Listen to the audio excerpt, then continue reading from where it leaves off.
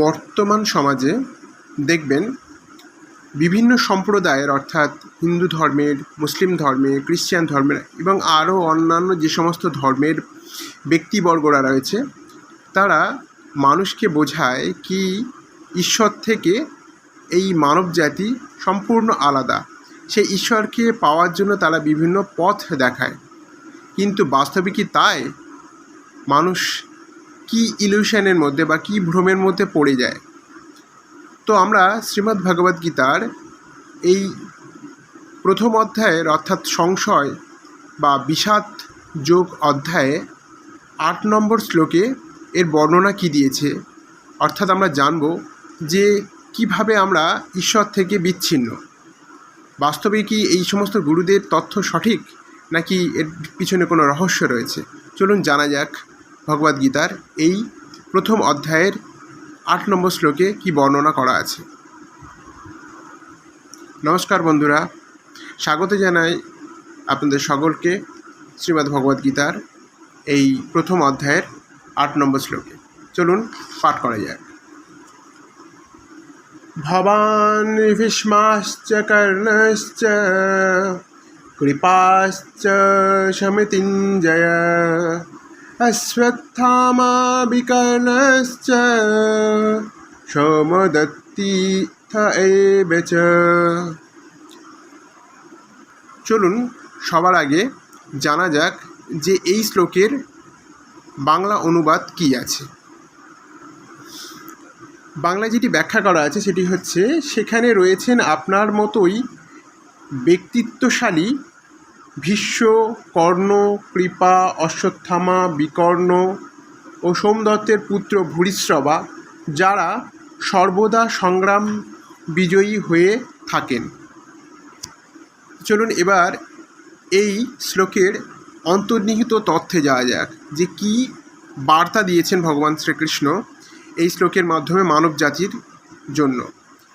তো এই শ্লোকে আমরা বেশ কিছু নাম দেখলাম, অর্থাৎ এই নামগুলো হলো বিজাতীয় প্রবৃত্তি। অর্থাৎ আমাদের মনের অন্তরালে বেশ কিছু প্রবৃত্তি থাকে যেগুলি কিনা আমাদের ভগবানের সম্পর্ক থেকে আমাদের সম্পর্ককে বিচ্ছিন্ন করে রাখে। অর্থাৎ ভগবান আমাদের থেকে কোনো দিনই বিচ্ছিন্ন থাকেন না। তিনি এই শরীরে রয়েছেন বলে তবে কিন্তু আমরা জীবিত রয়েছি বা বেঁচে রয়েছি, আমরা এক্সিস্ট করছি এই ওয়ার্ল্ডে থাকার জন্য। বাট বিভিন্ন গোঁড়া অধার্মিক, অর্থাৎ ধার্মিক বলা হয় তাদেরকে, কিন্তু তারা অজ্ঞানী বা বেশ কিছু কুসংস্কার আচ্ছন্ন বোধ নিয়ে মানুষকে বোঝায় কি ভগবান থেকে আমরা বিচ্ছিন্ন।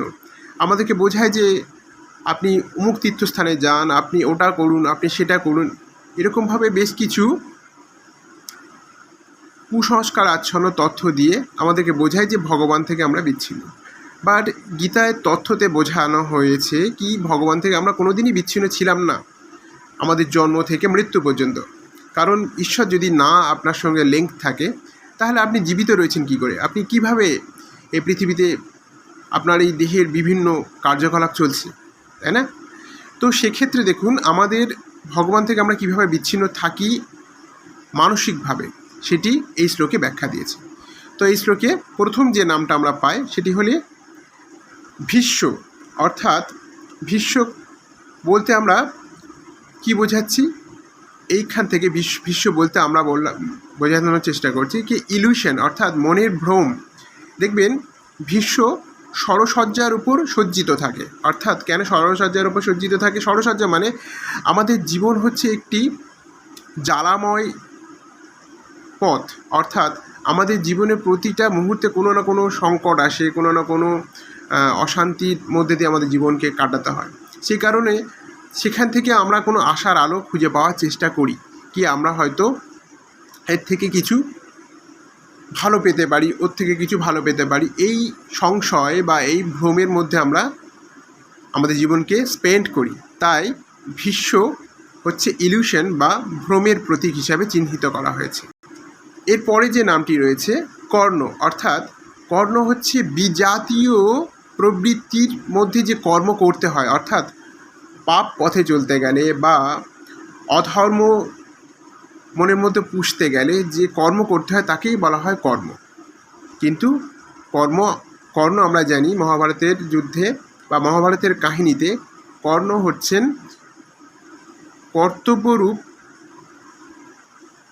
কুন্তির পুত্র, যিনি কিনা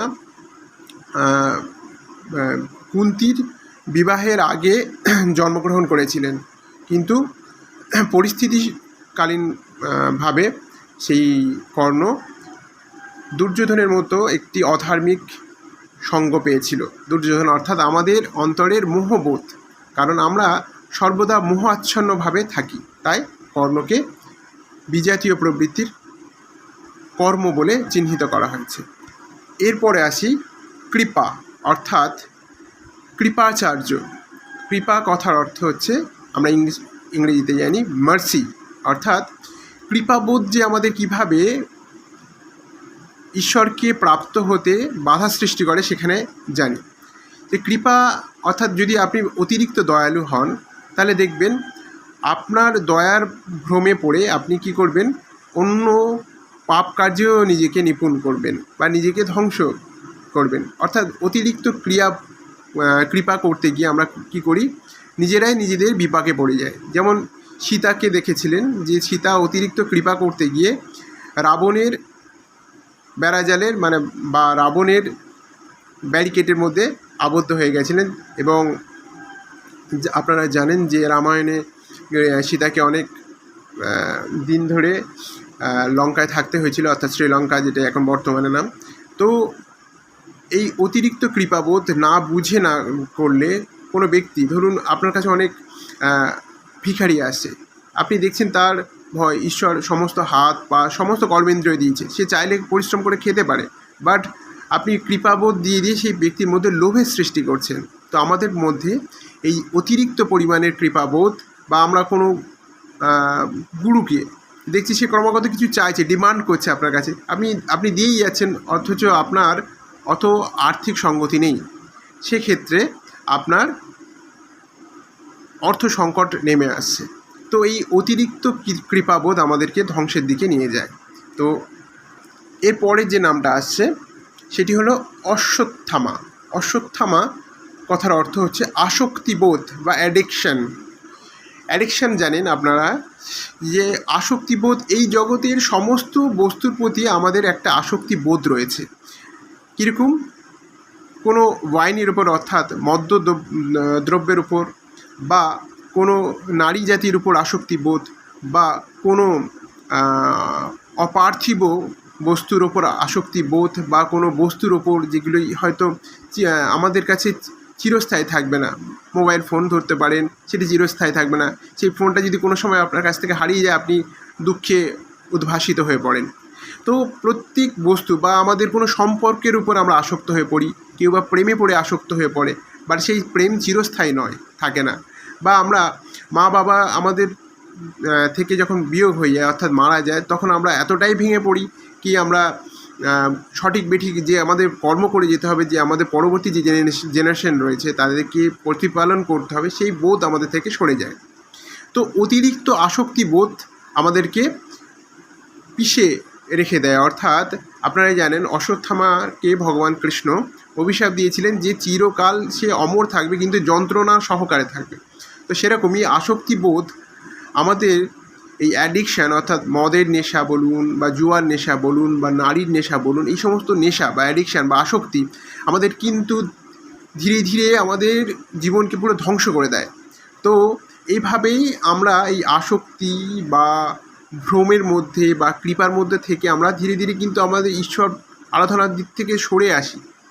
হ্যাঁ, আমরা দেখবেন অনেক সমাজে অনেক ধার্মিক মানুষ আছে যারা ধর্মকে সঠিক না জেনে তারা কি করে, ধর্মের প্রতি গোঁড়ামো হয়ে এতটাই আসক্ত হয়ে পড়ে যে তার সংসার বলে কিছু আছে, তার পরিবার বলে কিছু আছে, যাদের জন্য তাকে কর্ম করতে হবে, সেগুলো সে ভুলেই যায়।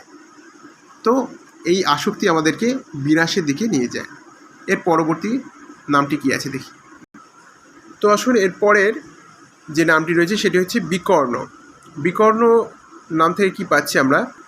বিকর্ণ নাম থেকে আমরা পাচ্ছি যে অসাধারণ কল্পনার উদয় হয়, অর্থাৎ আমাদের মনের অন্তরালে ঈশ্বর সাধনার পথে যখন আমরা যাই, তো আমরা মনে করি কি ঈশ্বর আমাকে এই সম্পত্তি দেবে, ঈশ্বর আমাকে এই শক্তি দেবে, এই মনের মধ্যে একটা অহংবোধ তৈরি হয় যে আমি এইটা পাবো, ওটা পাবো, এটা দিয়ে আমি, অর্থাৎ ঈশ্বরকে পাওয়ার আকাঙ্ক্ষা ত্যাগ করে আমরা কী করি, ঈশ্বরের সম্পত্তি বা ঈশ্বর থেকে প্রাপ্ত কিছু সম্পত্তির প্রতি আমরা প্রচণ্ডভাবে বিষণ্ণ হয়ে পড়ি, যার ফলে আমরা কি সঠিক দিকে ধারণা থেকে বঞ্চিত হই। তো এই মনোভাবগুলি, অর্থাৎ ঈশ্বরের প্রতি কিছু পাওয়ার যে মনোভাব আমাদের মধ্যে থাকে, তা যোগলব্ধ, অর্থাৎ যোগলব্ধ শক্তির কামনা করতে শুরু করে। এবং তখন কি হয়, এই রূপ মনোভাব অর্থাৎ বিকল্প রূপ বিকর্ণ বলে আমরা জানি, কিন্তু এই কল্পনাগুলি অসাধারণ কিছু সাধনাতে ভয়ঙ্করভাবে বাধা দেয়। অর্থাৎ আমি যদি ভগবানের চিন্তনে না থেকে, মানে ঈশ্বর তথ্য সম্পর্কে সঠিক না ধারণা নিয়ে আমি ভাবি যে ঈশ্বর আমাকে কি দেবে, ঈশ্বর আমাকে কি খাওয়াবে, ঈশ্বরকে ডাকছি যদি আমাকে এটা না দেয়, ওটা না দেয়, তো প্রাপ্তির আশা আর কি, এই প্রাপ্তির আশায় হচ্ছে বিকর্ণ। মানে আপনি ঈশ্বরকে না পেয়ে ঈশ্বরের সম্পত্তির প্রতি লালসা আপনার মধ্যে আপনাকে ধর্ম থেকে সরিয়ে দেয়। তো সেই কারণে বিকর্ণ নামের মাধ্যমে বোঝানো হচ্ছে কি আমাদের ঈশ্বর আরাধনাতে আমাদের এই ঈশ্বরের সম্পত্তি বা ঈশ্বরের থেকে পাওয়া কিছু শক্তির প্রতি আমরা আসক্ত হয়ে নিজেদেরকে ধর্ম থেকে বিচ্যুত করে ফেলি। তো দেখি এর পরের নামে কি বর্ণনা করা আছে। এরপরের যে নামটি রয়েছে, সোমদত্তির পুত্র ভূরিশ্রবা। ভূরিশ্রবাটি কি, যে ভ্রম উৎপাদনকারী শ্বাস হলো ভূরিশ্রবা। তো যখন আমরা সাধনা করতে করতে কোনো মানুষের থেকে প্রশংসা পাই, ধরুন আপনি পড়াশোনায় ভালো, বা আপনি কোনো কাজে অনেক দক্ষতা রয়েছে, বা আপনি হয়তো ভালো গীতা পাঠ করতে পারেন বা ভালো মন্ত্র পাঠ করতে পারেন, তো পারিপার্শ্বিক অনেক মানুষজন আছে যারা আপনাকে প্রশংসা করলো কি আপনি খুব ভালো এটা পারেন, আপনি ভালো খেতে পারেন, আপনি ভালো বলতে পারেন। হ্যাঁ, তো এই যে প্রশংসা পাওয়াতে মানুষের মধ্যে একটি অহংকার বোধ সৃষ্টি হয়। তো এই অত্যাধিক প্রশংসার ফলে সেই ব্যক্তি নিজেকে মহাত্মা বলে চিনে নেয়, অর্থাৎ সে জানে না যে তার এই শরীর অস্থায়ী, আজ আছে কাল নেই। কিন্তু অত্যাধিক প্রশংসা পাওয়ার ফলে তার মনের অন্তরালে একটি ভ্রম উৎপন্ন হয়, সেই ভ্রমটিকেই বলা হচ্ছে ভূরিশ্রবা। তো এই অত্যাধিক প্রশংসার ফলে সে আনন্দে আত্মহারা হয়ে সে নিজেকে সর্বা মনে করে। কখনো কখনো বা দেখবেন সেই সব ব্যক্তিরা নিজেদেরকে ঈশ্বর বলে মনে করেন।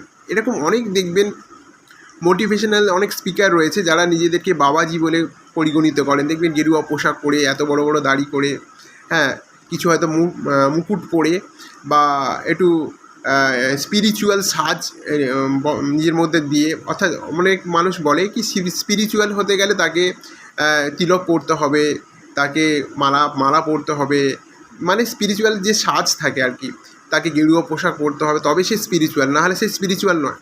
কিন্তু বাস্তবে কি তাই? আপনারা বিচার করবেন। স্পিরিচুয়াল কথার অর্থ হচ্ছে যার মধ্যে আত্মবোধ আছে। ঈশ্বরকে মানতে হবে মানে এই নয় কি আপনি ঈশ্বরের মায়ার জালের মধ্যে ডুবে যাবেন। আপনাকে তো কর্ম করতে হবে। যদি কর্ম না করেন আপনি ইনকাম কী করে করবেন, আপনার পরিবারকে কীভাবে চালাবেন? আমি এই তথ্যই দেওয়ার চেষ্টা করছি কি ধর্মের মধ্যে ডুবে গিয়ে আপনি যেন সমস্ত দায়িত্ববোধকে ভুলে না যান। আমরা যদি প্রত্যেকে দায়িত্ববোধ ভুলে যাই তাহলে ধর্ম বলে কিছু থাকবে না, তাই না? তো এই অত্যাধিক প্রশংসা পাওয়ার ফলে মানুষ নিজেকে ভগবান হিসেবে বোঝার চেষ্টা করে, যার ফলে ছোট বড় কোনো জ্ঞান করে না, সমস্ত মানুষের উপর নিজের পরামর্শ দেয় কি আমি ভগবান, আমি সব। এর ফলে সমাজে অরাজকতা বা গোঁড়ামো শুরু হয়ে যায়। এই তথ্যটি ভগবান শ্রীকৃষ্ণ এই শ্লোকের অর্থাৎ 8 নম্বর শ্লোকের মাধ্যমে বোঝানোর চেষ্টা করছে। তো আপনারা দেখলেন যে এই নামগুলির মাধ্যমে কি বর্ণনা দেওয়া হলো, যে আমাদের এই মনের অন্তরালে যেখানে ক্রমাগত মহাভারতের যুদ্ধ চলছে, আমরা দেখবেন যতই সুখ স্বাচ্ছন্দ্যের মধ্যে থাকি না কেন, রাজমহলের মধ্যে থাকি না কেন, কিন্তু আমাদের মনের অন্তরালে ক্রমাগত একটি যুদ্ধ চলছে। তো এই যে নামগুলি বললাম, এই নামগুলির মাধ্যমে আমাদের মন ঈশ্বর থেকে বিচ্ছিন্ন হয়ে থাকে। আমরা কোনো তীর্থস্থানে গেলে ঈশ্বরকে পাবো না। আমরা যদি আমাদের মনের এই ভ্রমগুলোকে, এই ভ্রম উৎপাদনকারী শ্বাস, যেটি ভূরিশ্রবা বা বিকল্প মানসিকতা বা আসক্তি বোধগুলোকে যদি আমরা কন্ট্রোল করতে পারি, তাহলে আমরা ঈশ্বরপ্রাপ্ত হতে পারি। অর্থাৎ ঈশ্বর পাওয়া মানে আপনি বুঝবেন যে এই জগতে আপনার শুধু কর্মই করতে হবে, কর্তব্য পালন করতে হবে। আপনি একদিন শেষ হয়ে যাবেন, মারা যাবেন, কারণ মানুষ মৃত্যুর দিকে ক্রমাগত দিনে দিনে এগিয়ে যায়। হ্যাঁ, তো আপনার কর্ম আপনি এমনভাবে স্থাপন করে যাবেন যাতে স্বামী বিবেকানন্দের মতো, নেতাজি সুভাষচন্দ্র বসুর মতো যুগ যুগ ধরে মানব জাতি আপনাদেরকে পূজন করবে বা পূজা করবে। আমাদের কর্মকে মানুষ পূজা করে, আমাদের এই দেহকে পূজা করে না। কিন্তু বর্তমান সমাজে বেশ কিছু গুরু মহারাজজিরা রয়েছেন যারা নিজেদের দেহকে পূজা করানোর প্রচেষ্টায় মগ্ন রয়েছেন। তো ভগবান কৃষ্ণ আমাদের মনের এই যে সংশয় বোধ বা বিষাদ বোধ যেটা তৈরি হয় কীভাবে, এই শ্লোকের মাধ্যমে বর্ণনা করলেন। আশা করি আপনাদের ভালো লেগেছে। পরবর্তী শ্লোকে আবার নতুনভাবে আরও কোনো বর্ণনা দেব যে ভগবান কৃষ্ণ আমাদের সংশয়বোধ কীভাবে তুলে ধরেছেন। তো আপনাদের কাছে বিদায় নিচ্ছি। ভিডিওটি ভালো লাগলে শেয়ার করবেন, লাইক করবেন। নমস্কার।